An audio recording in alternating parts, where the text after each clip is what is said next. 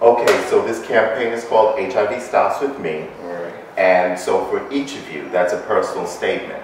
And so what I would really like to understand is, what advice would you give to someone who was recently diagnosed with HIV and, you know, feels that there's no future for them? You know, they can't see beyond this very moment. They're still in that initial shock phase. What advice would you give to them to encourage them to take up that HIV Stops With Me? When I first got diagnosed, there was a young man in my school. Unfortunately, he passed away not a few months back from bone cancer. But when I told him the news, he basically told me, look, man, you're not less of a man if you cry. Just cry, get it out, just get out all your emotions. And remember, you gotta take care of yourself, because we've come a long way from the 90s and 89, when this was an illness that people were dying months and years in advance from. So you gotta take care of yourself. And before he died, he was encouraging me. He was always checking up on me, like, how's your health? How's everything going? Let me know what's going on with you, man. And I'm just happy now that he's in a better place. I'm one of the first ones who was probably diagnosed. I was diagnosed in 1984. I've been around for a long time. For me, when I first found out, I was scared.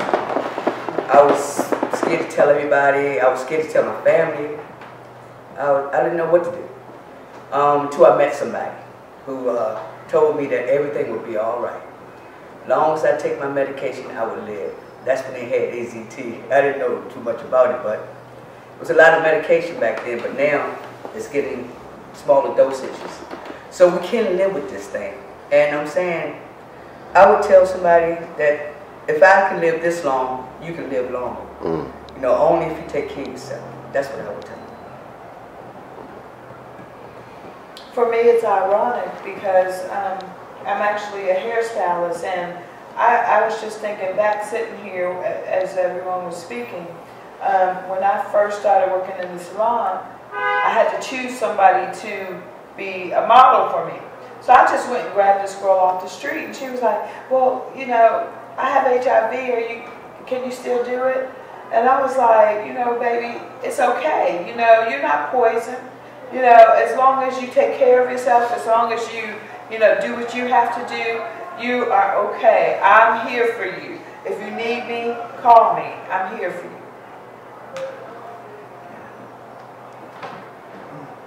Oh, well, for myself, like I said, the group, once again, has given good feedback, so I guess I'll add to that.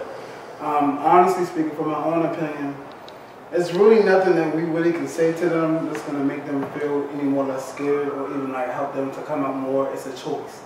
It's like we all made a choice, they have to make a choice. All I'm saying is we just got to be supportive, and I think all of us sitting here is a key to that support. We stood up for ourselves, so we just got to help them and motivate them, because they're always going to be scared. Just to make sure that you got to let them know that people are not always going to be accepted. So, I mean, you just got to do what's best for you. It's your choice. It's not for everybody. Just make sure you make the proper message when you do it.